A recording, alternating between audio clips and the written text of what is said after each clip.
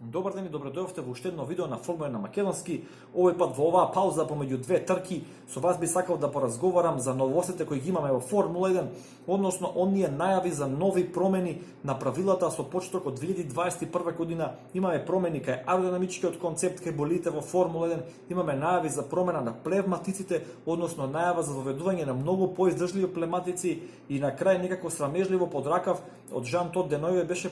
нафрлена и идејата за враќање на надополнување на гориво за време на трка. Оние кои подолго следат Формула 1, односно подолго 10 години, се сеќаваат сигурно на оние трки кои имавме надополнување на гориво, меѓутоа јас би почнал од аеродинамиката, па губите, па на крај би се навратил на надополнувањето на гориво во трка. Како што можете да видите на овие фотографии кои едат во прилог на видеото, значи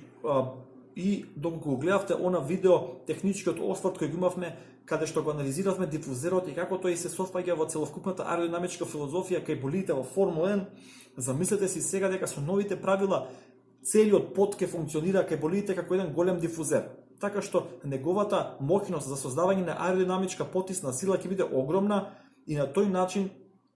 болидите на Формула 1 ќе бидат прилепени до земја, оттаму името тој граунд ефект. Се обидов на македонски да најдам адекватен превод, меѓутоа не успеав, така што тој граунд ефект јас би го преведол како едно приземјување или уземнување на болидите во земја, односно буквално шмукање на болидите при користење на аеродинамичка потисна сила.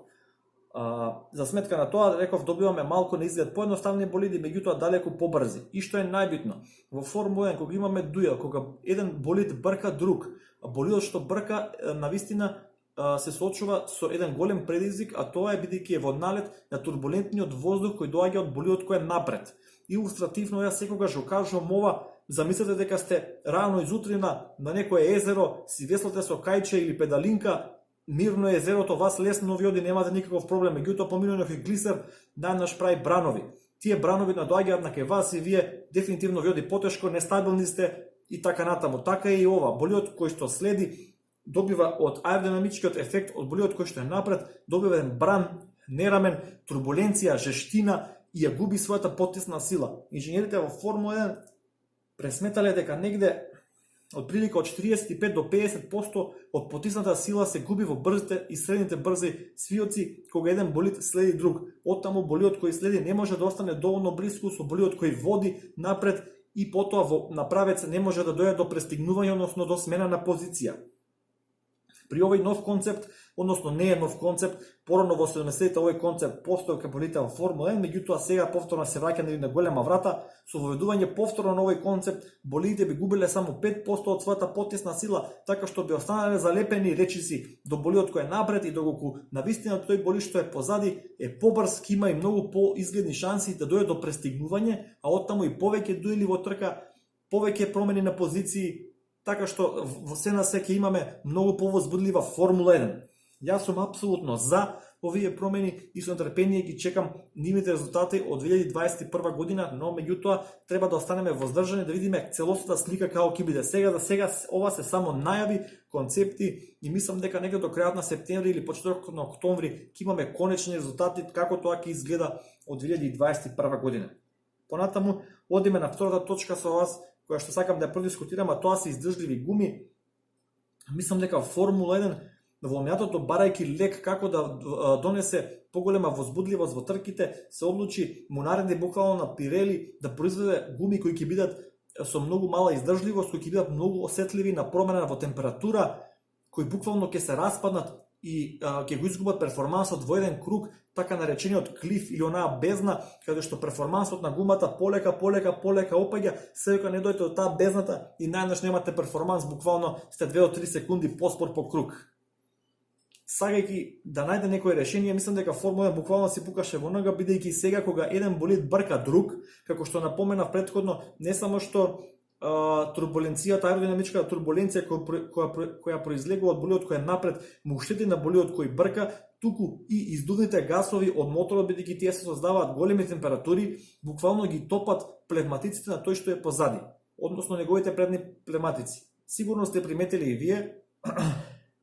возачите кога се во трка 2-3 круга, притискаат се блиску, меѓутоа потоа малку се одвојуваат 2-3 секунди на некоја безбедна дистанца да ги олаат пневматиците, па повторно се обидуваат и се така како би го пролонгирале нивниот животен век и бија оставиле нивната планирана стратегија однапред пред трка. Мислам дека враќање на тие тврди проблематици со кои возачите ќе може да нагазат од даска, народски кажано, постојано од почеток на трка до крај, исто така е добра промена во Формула 1 и јас сум целосно за. Она за кое што сум против од овие нови предложени промени, иако е ова неофицијално, повторно ќе кажам, само од устата на Жан Тод и на дополнување на гориво во трка. Нема апсолутно никаква поента, освен малку да се зачини шоуто, ако така сакате, со надополнување на гориво во бокс, бидејќи во ерата кога имавме дополнување на гориво во бокс, тимовите станаа толку добри во таа стратегија, особено Ферари и неповторливиот Михаел Шумахер, што буквално кругови вртеа околу другите со најдобра стратегија. Гледавме многу малку речиси ич претркнување на самата патека, гледавме буквално 22 или 24 трки, соло трки, кои случајно се погодија да бидат на едно исто место во исто време, односно на иста патека. Секој избегнуваше директен дуел, да си ги штеди плематиците, да си го штеди болидот. Тоа беа добри пресметки, сите буквално се претркнуваа во бокс со ретки дуели, така што ако навистина следите Формула 1 подолго време, верувам дека ќе се согласите со мене, на дополнувањето на гориво, освен што нуди возбудливо вака естетски нешто додека се случува во боксот, во тркачки аспект навистина штети на самата формула и мислам дека враќање на дополнување на гориво и со овие хибридни мотори кои со 2/3 од горивото кое претходната генерација на болиди го имаше ги завршуваа трките, мислам дека апсолутно нема поента, бидејќи секако вие ќе треба да направите еден пит, можеби некогаш ќе се одлучите за еден долг стинт од 40 на круга, а самата трка има 60 на круга, значи дека 2/3 сигурно ќе мора да носи тој резервоар гориво максимум. Не гледам некои промени, не гледам доволно причини за да се врати таа игра со дополнување на гориво назад. И последна вест со која што сакам да го завршам ова видео е шпекулации дека Окон има изгледни шанси да го замени Роман Грожан во Хас. Како што напоменавме во на видео, имале пилот во авионот кога ги анализиравме состојбите во тимот на Хас F1, рековме дека Роман Грожан е стварно на последна жица во тимот на Хас, многу слаби резултати од неговата страна и се плашам дека ќе биде директно заменет. Шпекулациите велат дека ќе биде тоа од Окон, меѓутоа Окон има постоечки договор со Мерцедес. Како тоа ќе се изведе во Формула 1 не знам, меѓутоа договорите се тука за да се раскинат, да се потпишат нови договори, се е можно ако се има волја. Дали Хас ќе се одлучи да му остави на Роман шанса до крајот на сезоната или уште после летната пауза, односно од септември ќе го замени со Окон, останува да видиме. Навистина би сакал да ги слушнам вашите размислувања за овие промени во аеродинамичките правила, за овие промени кај новите плематици кои се очекуваат од 2021 за можноста за враќање за надополнување на гориво во трка. Што мислите вие, како се тоа ќе се изведе, дали ќе се задржи во тој случај истиот формат на квалификации, дали повторно ќе се стартува со горивото за кое се квалификувал, дали сите болиди ќе стартуваат со непозната количина на гориво, односно ќе биде оставено на изненадување во трка, не знам, меѓутоа стварно би сакал да го чујам и вашето размислување на овие теми. Оние кои редовно коментираат на каналот на Формула на македонски знаат дека ја веднаш одговарам на сите прашања и коментари, така што ве охрабрувам и вие да го сторите истото и доколку не сте се зачлениле до сега, ве молам направете subscribe на каналот, тоа навистина му помага на каналот да расте, да се шири, да ја шириме љубовта кон Формула 1 во Македонија.